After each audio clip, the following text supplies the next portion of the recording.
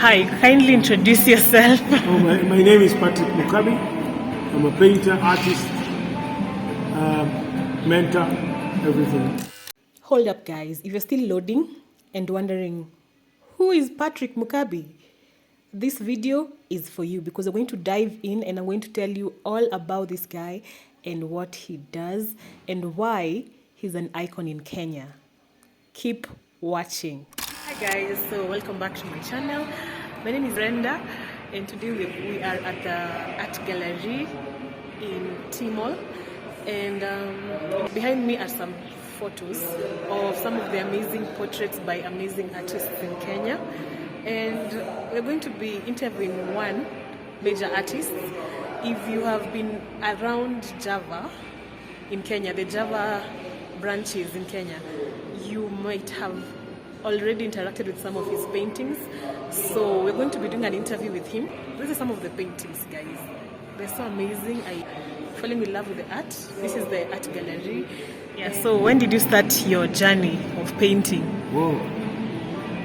It's been long. It's more than 27 years. Okay. I was lucky to start in primary school, where we used to paint every Monday and do a composition about it. Okay. And then later on, because I wanted to be a rally driver or a pilot, later on it became more important.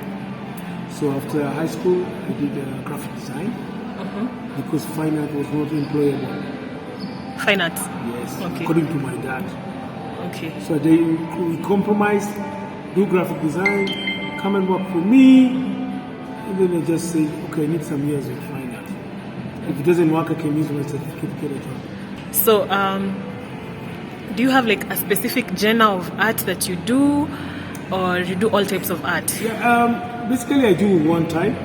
I don't like putting myself in the categories because you box yourself. Okay. Usually let the historians put us in boxes. Okay. But they say I do figurative because I draw people. And then the colors are my impression, so it's figurative impressionism. Okay. And it's where I am at the moment. So I'm not doing it specifically African. It's because I'm in Africa and I'm in Nairobi. And most of them are like that. No. When I travel to other places, I do what I see there. Okay. So do you mostly do only, is that only what you depend on in terms of finance, like art? Basically, art is the basis. But I also do classes. So I help teachers in schools on the human figure when they're doing that subject. I do workshops in community centers, private classes, people's homes, or people come to the studio. It's a myriad of things, but basically art is the number one. Okay. What was your like breaking point for art? Like when did it come? When did it? In class 3. In Class class 3, I got first prize Sparkle magazine, which was called Rainbow. That's one of the breaking points. But also like when I started painting, I won a very big award with East African Industries, which is Unilever now. And then I don't know, I think the other things, my first trip to Europe, my first day in America, painting with the president in the State House. Wow. So many things. Okay. Art usually changes every 3 years. So you try and do something different. Okay. It doesn't need to be dramatic, but it just changes maybe the mode of working, the size of the painting, all the colors you're using, all the techniques. Something a little bit, every 3 years you need to adjust. Okay, so since you started 27 years ago to date, there are different styles of painting that you've been using. Yeah. So in the beginning, I used to think like I can paint better than Michelangelo. I used to try and paint everything and Leonardo because I used to see the books, and my mom was from Catholic a lot.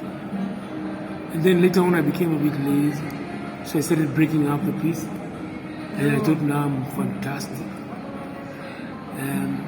But every year it changes. Sometimes I let the sketch be more visible. Sometimes I put more paint on top. Okay. So it's been now it goes with moods and places I am in. Okay. Yes. Sometimes artists say that they lose creativity or I don't know. So like, how does that happen It's to called you? an artist's block or a writer's block or a musician's dam. Yeah, it comes definitely. It comes. It can come because of the situation you're in. Maybe you have personal problems, family problems, or other problems or sickness.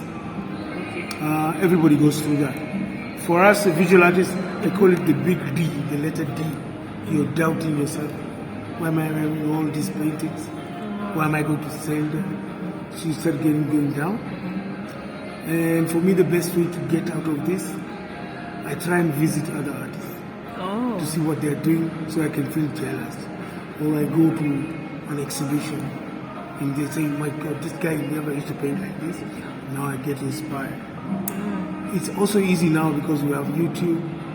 There are channels which tell you how artists live, artists in America. You can look at those channels and start getting inspired.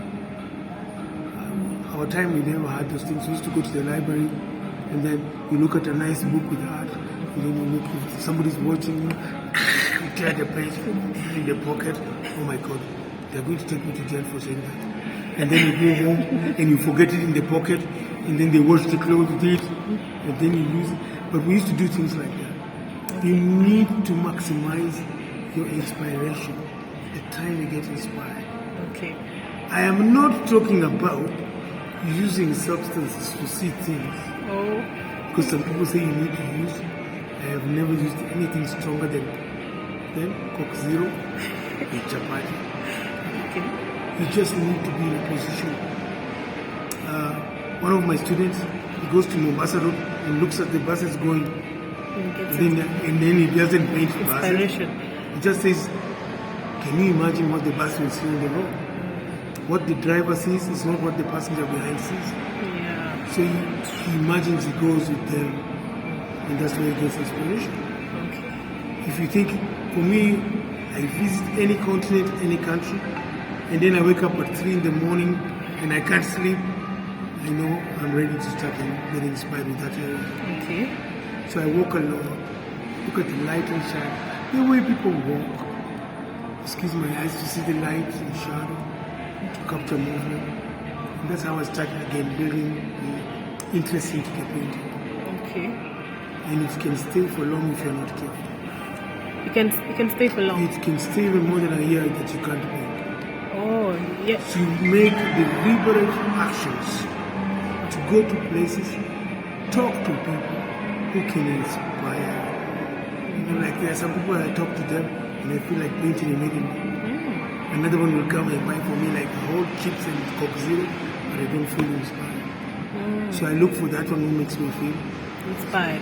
Look for those people. Okay. Don't be ashamed to say you're an artist and you're looking for inspiration. Okay. So what is like your day-to-day activities as an artist? My dear. I can't remember every day, but I know every day when I wake up in the morning and I do my prayers. That's more recent. Before we just used to wake up, we drink a lot of water. But what is playing on the radio, what I'm eating, the light and the sun, all I try and capture. Okay. When I used to live in Huruma, the people downstairs selling mandazis, the light the way it hits them, the women preparing the vibandas. It was fantastic, those sketches. Walking in town, the markets, you look at the people say, Machomba, no. You try and get light and shadow like this, so that you can create the form in your sketch. Oh, okay. So sketching, which later on I can create a composition. Okay. So what is the most, what is the best piece you've ever painted to date? The best. My dear. How can you ask Mama Mtoto who's your best child or Mama Mtoto? You never do that. There is no one that is a masterpiece. The next one I'm going to do is going to be the masterpiece. Okay. Okay, that's because nice. Sometimes I feel like, oh my God, this. And then tomorrow, like, what was I doing there? I'm doing, this is now that. So usually, I just usually say maybe the next one is going to be my masterpiece. Okay. The Mona Lisa. Okay. And like, okay, in Kenya, you see, the art space, there's a lot of like stereotypes about artists and the art space in general, including musicians and all the people who are in the art space, in poetry, what. So, like, what are the challenges you face as an artist working in Kenya? Working in Kenya, okay, the market is small. First, it's small, it's not high paying, which is not bad because it helps us also become more creative. And it makes you easier to sell abroad than somebody who's already there. Okay? Because they say, Basic is bad. And then people to understand what you're doing. I find clients who have tried to do art in primary, even nursery, they understand more what you go through than somebody who's never tried it. So educating people also is very important. Another challenge, where to show. Galleries, spaces, they have their own rules. Sometimes it's very hard. Online, everybody's online now. And so you need to know your timings. What time do you post? Because it depends on the mood, you see. Yeah. For instance, if I post on Twitter and within 1 hour I have 400 views or likes to 500, I know I will not sell that piece easily. Because if it is to go 100 views, somebody's saying already about it. So I've noticed that, okay? So you don't need a wide reach to sell. It's the timings. 400, 600 views within an hour. Most of these doing when people are very broke. And they're just sitting, they don't go anywhere. And they're just going through their phone. They spend the whole time. That's why you get a lot. But when people are doing things out there and they don't have time, they just glance. That is another thing. Again, the days. So I was talking to a supermarket manager. He told me, end of month we don't sell a lot. The second weekend, after the end of the month, is when now people stock in.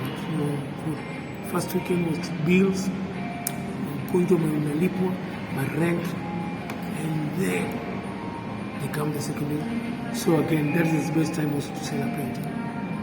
So you need to understand your clientele, your market, all those things. Okay. Those challenges you need to, and they don't teach us that in school. Yeah, true. In our school, we're not taught that. I think getting to make people talk about your work. If they don't talk about your work, they enjoy it. Okay. Even if they are negative, like what? At least they are talking about it. I know many artists painting for 20 years. Nobody talks about their work. Musicians like that. But even if they say, they are talking. That means you're relevant. You're not discarded. Okay. So for somebody maybe who is looking at starting up in art, but they're not quite sure if, like, what they can expect in terms of income or something like that. Like, how would you advise? I would first advise, and this is all age groups. All age groups, when you're starting, whether you're retired now coming to art, you're just coming from primary school and you want to become an artist. So first, do not think about the income. Do not think about who's going to buy this, which the Japanese or the German or Kenyan. No. First, work. Get inspired. Produce work. Produce as many. Avoid copying from one picture on Pinterest or on Facebook or Google. Take several sources. A good artist will copy from many people. Not from one. Because now that is just copying. Yeah. So you need to get inspired. Produce work. Say my next 6 months is going to produce. My next 1 year is going to produce. I'm not going to go to the market first. And then, now go to the market. Okay. And then you think, I'm the best artist in the world. And then you go there and see his painting next to yours and say, wow. Learn from that. take it out there. So you become a factory when you're making it. You become a salesman when you're showing. And you know what salesman? The rules of sales. Coca-Cola, they give the salesman each one the car. Suppose they have D-Max, 4-wheel drive. But their boss doesn't get it because he doesn't go out. So what you present out there, you pretend that everything is okay. It's okay. How are you doing? Okay, fine. And sell your work. And talk the truth. Never change a story according to who's asking you. I have explained a painting to a 6-year-old who went and explained to the father. And the father came and explained the same way. And the father was like, oh, I thought you were going to change the story because I'm grown up. No. It is still my painting, it's the same one. Okay? Yeah. So you go and show after you've produced. And then learn from that. You will just see, if people are saying, still with your figure, you will notice from group shows that your painting is weak. Next time, what are you going to improve? Presentation, use of color, strokes, things like that. Okay. But don't think about the money. If the work touches people, the money will come. Okay. It will just, you don't need to say. Like I usually say, if you have a preacher who touches you and you get healed, he doesn't need to tell people. That person will just go and say, where is Chicago? That one will just promote you. Okay. Yeah. So maybe to get a clearer picture, let's say, for example, to give people a clearer picture, okay, what is the maybe the highest you've ever sold a painting and the lowest you've ever sold a painting for? I sold a painting yesterday for 500 bob. A very nice small one. But the child told me, see now, but I know they're going to hang it somewhere. Okay? So if I can go as, I have painted 500. And then I've gone, I think the airport one was 1.75 million. Okay, that is the highest so far. I think so, that's the highest. Wow, okay. Yeah. And I see there are a lot of paintings. Is it we're currently in an exhibition, or this is a gallery? This is like a studio but a gallery. Okay. So are these all your paintings? Of course not, of course. If you have all your paintings around you, you think you're the king. So sometimes you need other people to bring in. Their compare paintings. with you. Okay. And then somebody says, but if you bring other people, they'll sell instead of yours. I say, whether I'm there or not, if a painting will go, will go. Yeah. I don't need to hide, remove other people to sell. Just go into the market. My students sell even higher than me. Okay. I have students who sell each piece not less than 400,000-500,000. Because it's there. And then I don't do anything about it. Okay. Okay. And then the more you share, the more you grow. Okay. I went to a school where 7-year-olds did very nice backgrounds, which I started copying. Because they were just playing with color. Okay. Is there any advice you would like to leave out to anyone who could be watching? Artists, I would say, paint. Follow your heart. Okay. For people who buy art, look at the art with an open heart. Go open mind, look, explore. If you see somebody you want to follow, you can follow. Okay? For corporations, if you decide to use art as part of your CSR or your image, make sure the artist you're working with is always compensated well, because you don't want to associate yourself with an artist who's working out there with tone. Make sure you maintain good humor, good way, paid. And don't infringe on copyright, please.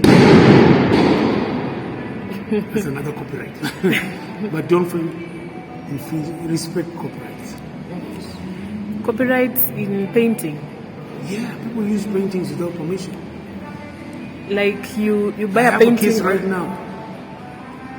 Like, You buy a painting, use it in a video, you didn't tell the artist. Make copies on t-shirts, on what you sell without the artist knowing. oh. So there are copyrights of things like that. And I have clients who tell me, I'm an interior designer. So I'm buying this painting, maybe it's at 20,000. But I'm going to give you 40,000. If you just sign here that I can do copyrights. So they double the amount just because they think I can use it for a project somewhere and make copies of it. Okay. But others, there's a movie right now on Netflix. There's a painting of mine there. And I've been talking to them, they're telling me it was just there. What's the name of the movie? It's a women, something about Kenyan women. Oh, okay. And I'm asking them, it's a series. No, it was just in that building. But you have a set designer, you employed a set designer, somebody who paid a lot of money, who should have known everything that is in that room. Because they need to record everything. See? So we're still talking to them, but I'm not happy about it. Okay. And then they have a very good lawyer, of course, who's the best copyright lawyer in Kenya. See? Okay. So they need to respect corporates, they need to respect things like that. When you speak about copyright, you speak about the actual portrait or the style of how you paint? No. The picture. Style I cannot own. Style is historical. Techniques is historical. If I'm painting zebras, they belong to God.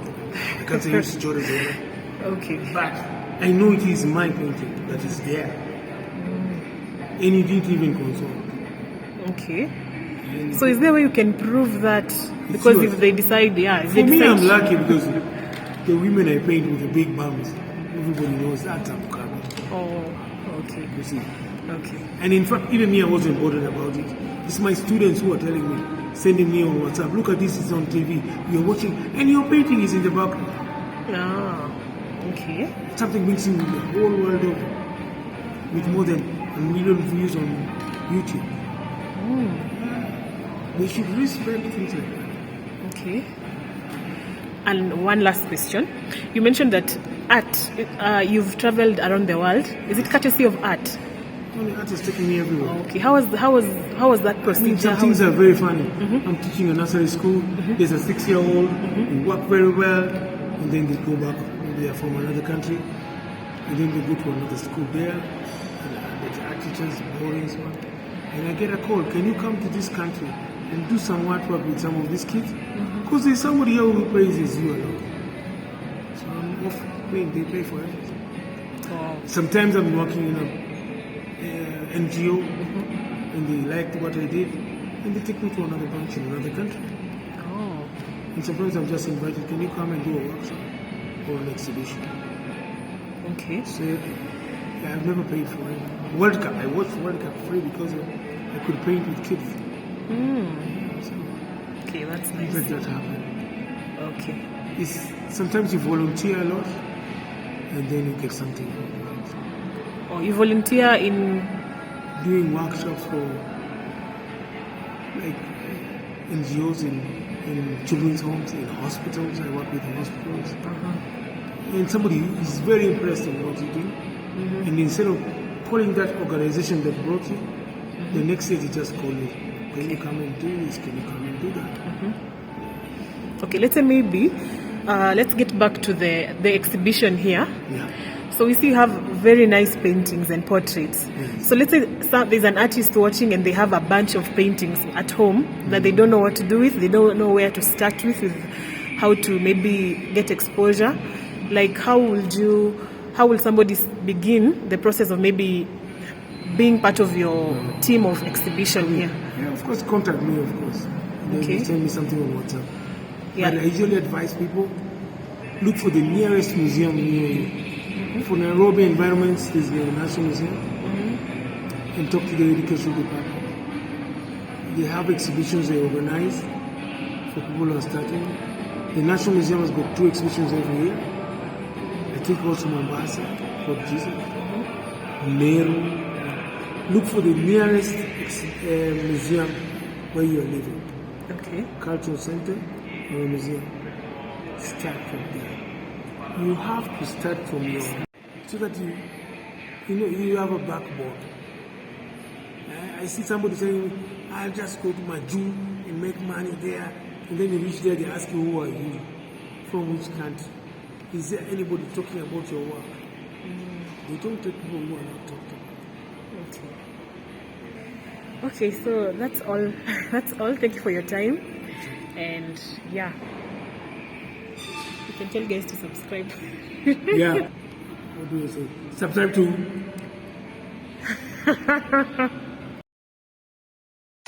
I'm dreaming in dreams bigger than me, taking my time, giving